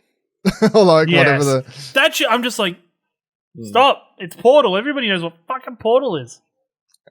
I mean, it's kind of cool it's coming to the Switch, I guess. I don't know if the audience is people who just want to replay on the go because they love the game, or maybe just people who've never got around to playing it before. But yeah, I mean, Portal 1, good game. Portal 2, excellent game. So if you haven't played them before, as much as it's sort of like not super exciting of an announcement, but if you haven't played them, definitely play them. They're both fantastic games. Especially, Portal 2 has like co-op and its single player both being very different experiences, but both very good. The co-op is very funny to play with a friend.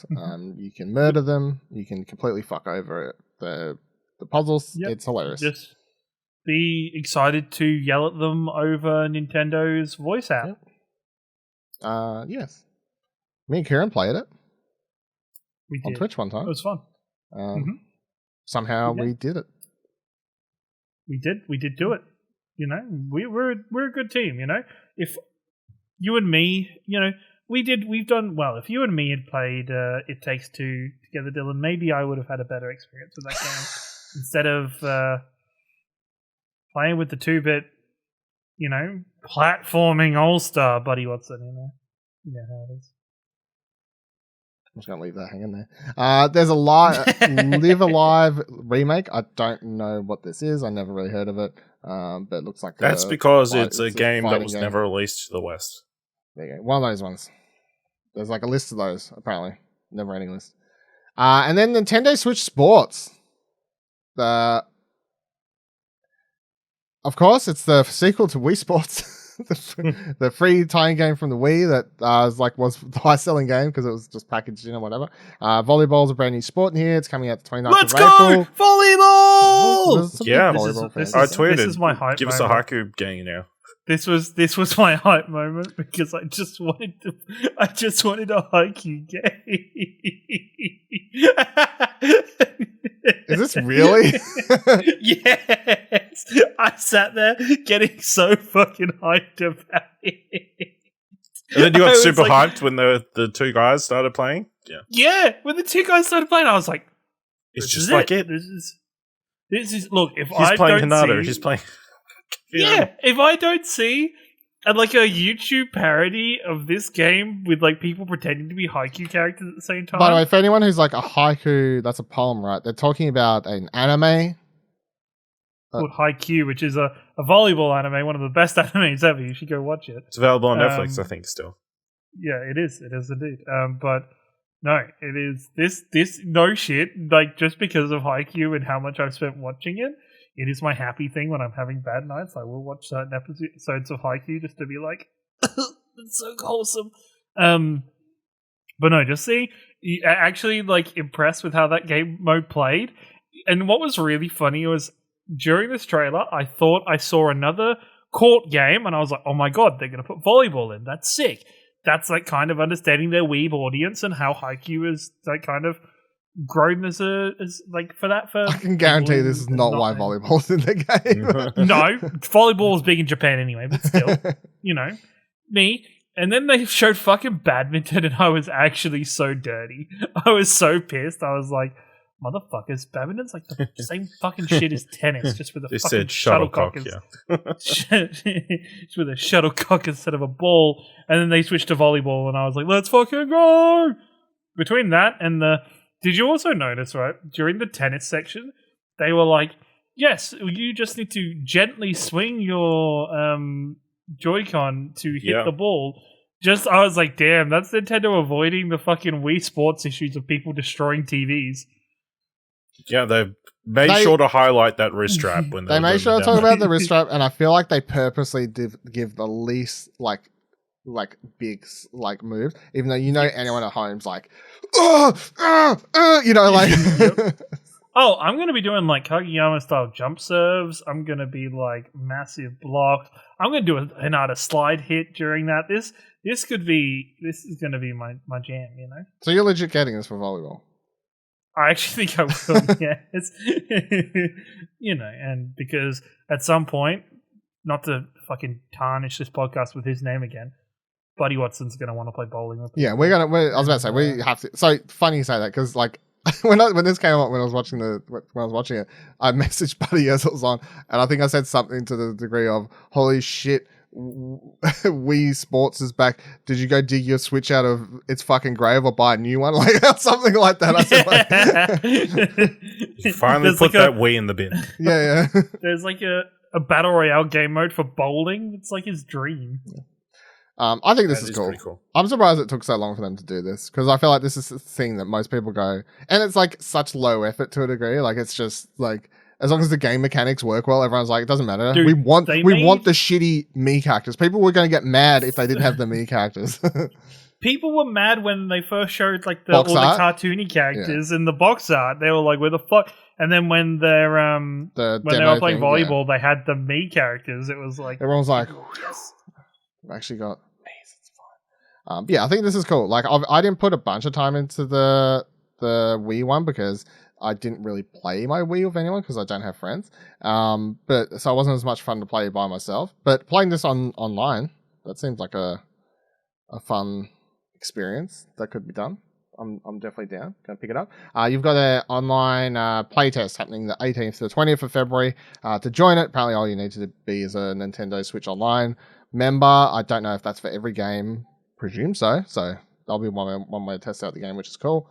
Then you got Taiko no Tatsujin Rhythm Festival. I don't know if I completely butchered that, probably.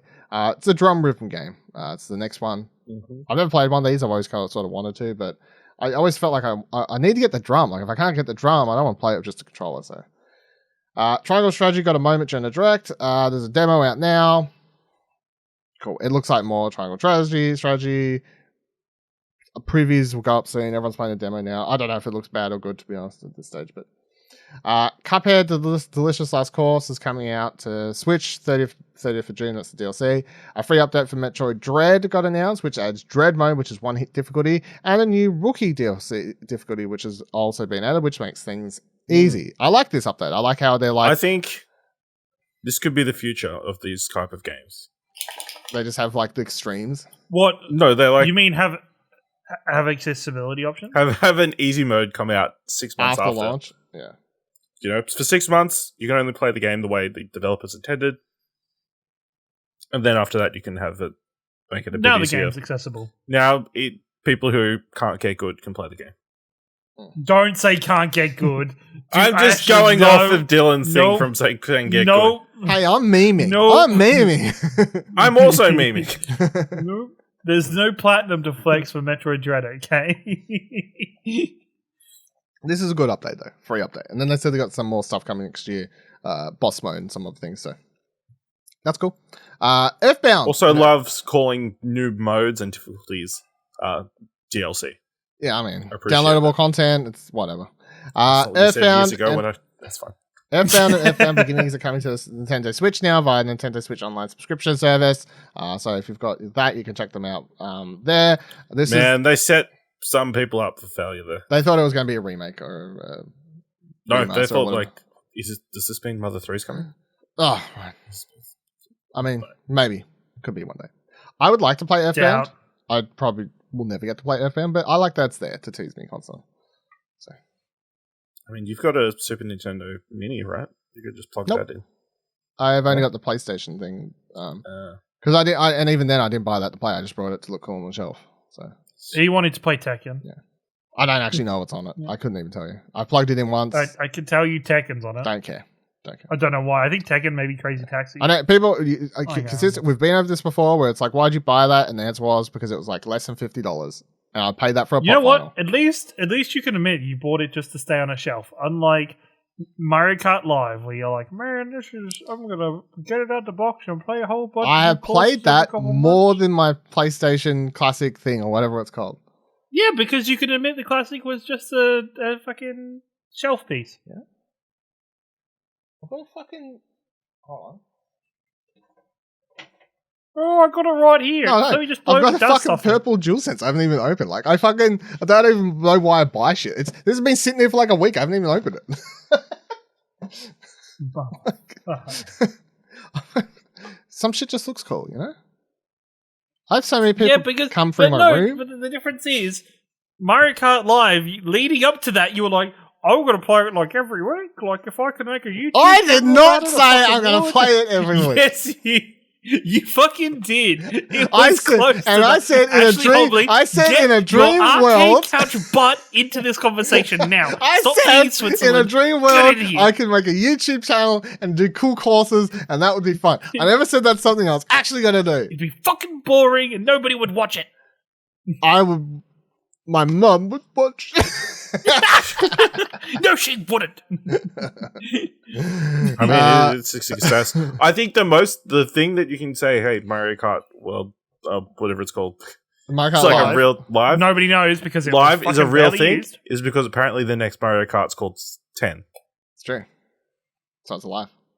I'll have you know, by the way. So I at work, all the computers, no one had nothing playing on it. So I've put all these like game trailers on them, and that's I update them. You best believe I got a Mario Kart Live trailer playing. You best fucking believe. I'm gonna find out. I'm gonna find the number for your work. Hey, there's an offensive trailer on one of your computers. Got it. You know, I'll put you on there. It's what I like's on there. You know. Isn't it false advertising when you can't even buy that thing in your work? I sell Switch. You don't sell Mario Kart Live. I do not. You're fucking advertising it. False fucking advertising right there. It's just gotcha. Extension. Yeah. For selling a Nintendo Switch. I mean, It's fine. If you buy a Nintendo Switch, you can play this game. Play the game. Yeah. You can play this game, but we don't stock it because nobody plays it because I can tell. They're hard to get. I can tell you where you can get it. They're out of stock. That's all. Because they don't make it anymore. You don't say we don't supply it. You say we're out of stock. Sorry. Yeah. We don't know when we're getting any more in.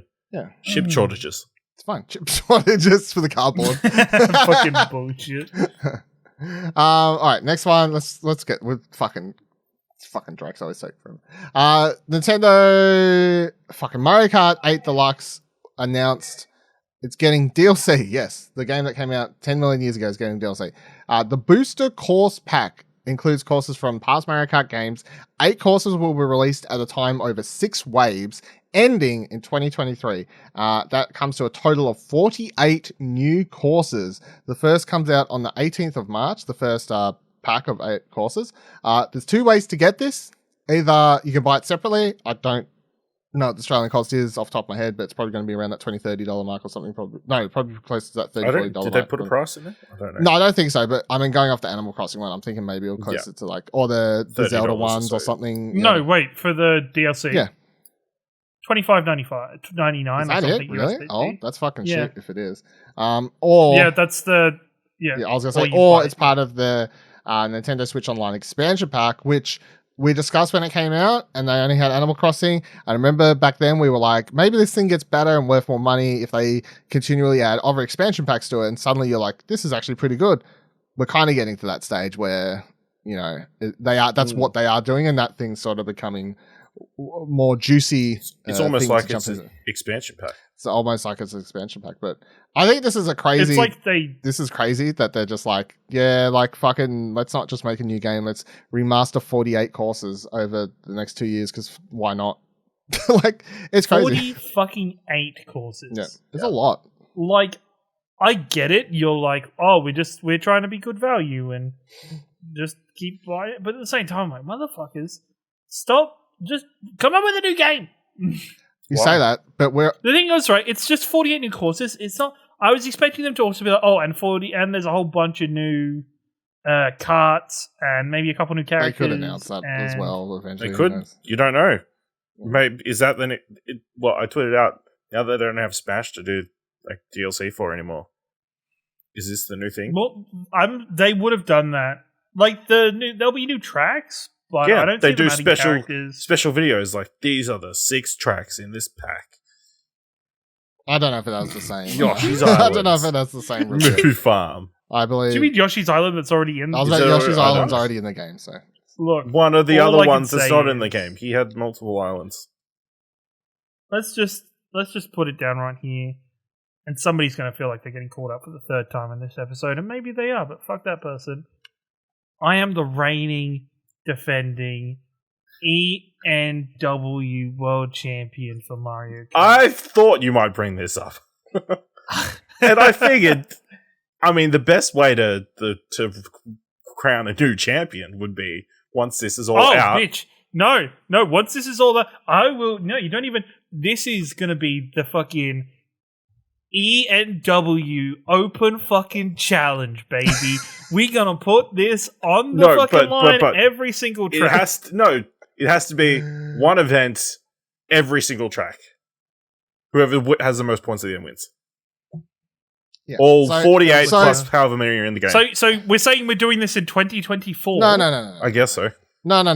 So I, like everyone else on this podcast, as soon as this was announced, my first thought to two went, who shall defend the world title? And now I'm like, motherfuckers, I'm fucking there. I'm doing it. I don't. every Any comment, every I will pack- take you on. maybe not straight after it releases, because you gotta give some time to practice. Well, I got to give some time to practice. You know, I'll be a fair So sport as the All I reigning need- champion. we will do an event for everyone. So we're only Okay. racing the And new we'll only do- the new courses We'll though. do. Yep, only new courses. We'll do sign-ups in our Discord. Fucking, you know. Because there's only how Oh, many I'm spots, gonna- right? So, So the belt can change hands between each expansion. The belt will be on the Yes. line every single time. It's not going to change hands. It's going to see it in my fucking lap every time because it's mine. I I'm don't the know. one I mean, and only. you're only one because you participated in every single one. So Motherfuckers had just as much chance to. Just because I set the dates and the time for when it happened doesn't fucking mean that, you know, everybody else had the same chance as I did to turn up and play. I don't want to hear none of fucking somebody. Oh well, if I mean, it was really weird how you had like them at like 2-3 in the morning. Like, if I had not been at work during that, or if I hadn't fucking just Hey, fucking, I never complained. I took part in what I could. No, I'm not. There's just one person who tries to. It just hates the fact that I have already shown I'm better than them at a video game, and Oh, that shovel Where in they your at? hand is fucking heavy, I'll tell you. hey, man, I'm an expert with this shovel, almost as much as I'm an expert with a fucking Mario Kart. Let's go, boys. stay tuned to see the come down. It's going to be great. There won't be a come The down. fall from grace. I'm on the come up. I had a bit of a down during its Takes Two, but we on the come up, baby. So, yeah, look. Me and Lakatu, we're going to the moon. To the fucking moon. Like off the track onto the moon. So look Off forward Rainbow to Road. late March, whatever. This comes out the 18th. So March 18th no. is the. We're not going to do it Racing March 18th. boys. We'll do it like a week later or something. I'm Probably. going to fucking release a bunch of promo videos of me dusting off my Switch. Couple vignettes. Make up a paper belt. Yeah. Yeah. So And I will re-debut way sooner than any recently announced WWE Raw superstar that's had vignettes in the last, 8 months. so if you haven't taken part in Exposure Network Mario Kart Night before, they are returning as of next month for all 8. So that means, I don't know, they're at least going to take part for next year. Six ways. 6 ways. Oh, 6 ways, sorry. 6 Six ways. waves. We'll have it. Probably, yeah. We'll fucking slam down. Very good. Nintendo Direct ended with Xenoblade Chronicles 3. I think this looks very cool. I think it's, for us, none of us have played Xenoblade Chronicles, so I don't think any of us are going to be super hyped on this. I thought it was a very cool trailer. As someone who's always been like, man, I'd like to play Xenoblade Chronicles. How long does it take? 100 hours to beat? Nah, dog. Probably out. This still looked very cool. I think it looked a lot, graphically, it looked a lot interesting, better than the last one, I thought. The monsters and designs and everything. I don't know. It looks cool. I still am like, will I get into this? Who the fuck knows? But for fans, I know it's a franchise that a lot of people love. and it continues to do well for Nintendo. The second one and this one presumably. It's cool. I think it was a cool trailer though. Weeb shit. It was a Weeb direct, so it ended on the RPG. It made sense. It was mostly a Weeb direct. So, anyone have thoughts on this or? No, not really. I mean, I thought the trailer itself was very cool. It's cool. Weird accents though. Yeah. Yeah. You think so? I actually can't remember. Which accents do you have a problem with? Go on, Ash. Cancel yourself. I don't know. It just didn't quite fit the aesthetic, you know?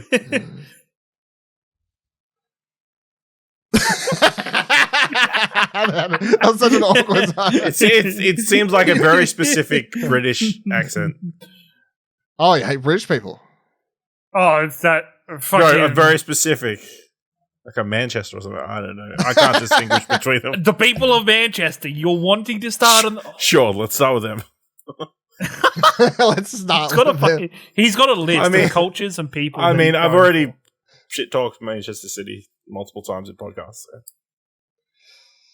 No fans in Manchester podcasts. So. Yeah. They shit-talk United. Yeah, because they're Xbox. Manchester City is Xbox. They just buy everything. Don't deserve Excellent. Anything. They do deserve it. They have the money to deserve it. Alrighty. That'll do it for this week's episode of Arcade Couch. So, look forward to Mario Kart stream. Also, announce it now because we haven't talked about it. They'll probably tweet it out soon. But we are approaching. So, what's today? This comes out on the Monday. This comes out the 14th. So not this coming... 14th. Happy Valentine's Day, everyone. That's true. Happy Valentine's Day. I hope you all have deep sex. What a fitting episode for Valentine's Day. Sorry. Dylan, say it again, please, for everybody in the back, please. No, say it again, because I feel like... I hope everyone has... deep consensual hard dick sex. Yeah,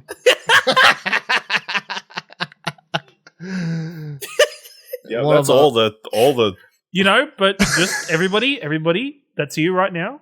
If you're not prepared to be a parent, wrap up with a Kirby. Okay? Wrap it up. Man, that would be amazing promotional material. I'll tell you what, there's a reason that every time I upload a podcast, we pick that you tick that explicit material box, and not just because it's swear words. It's like, yeah, so very appropriate episode this week, talking about throat goats and tentacles and all sorts of stuff. Just to clarify, none of us have been drinking. I was about to announce something. We're all stone cold sober. We need to chill out. This Valentine's. So not this coming Saturday, which is the 18th. The 19th. The next Saturday, the 26th, twitch.tv/Explosion Network from 7 p.m. until late. Don't know, we don't, just rough time late. We're going to do a podcast recording live, and then we're going to do a couple games. To be 100% locked in on the games. We've got a couple ideas we're kicking around, but that will be for our 5th anniversary of Explosion Network stream. So come chill with us for the night. Not something huge or whatever, but we are doing something. So if you want to come chill with us on Twitch that night, spend some time playing some of the games you may be able to jump into, or just come talk with us as we're recording the podcast or whatever, please come do that. Of course, you can let us know any comments, questions, concerns you have for the show, or whatever the fuck we talked about by tweeting at us, explosionnetwork.com/Twitter, explosionnetwork.com/Discord. Leave your thoughts on tentacles, Kirby, whatever the fuck we talked about. Want to join our Mario Kart tournaments? We'll set something up for that soon. Find all that on Discord and whatever else, Twitters. And if you like this episode, I thought it was worth $1, head on over to explosionnetwork.com/support to buy us help. And until next week, we'll see you same time, same couch, less dirty maybe. I fucking don't know. I'd hope so. Well, let's hope so. Goodbye.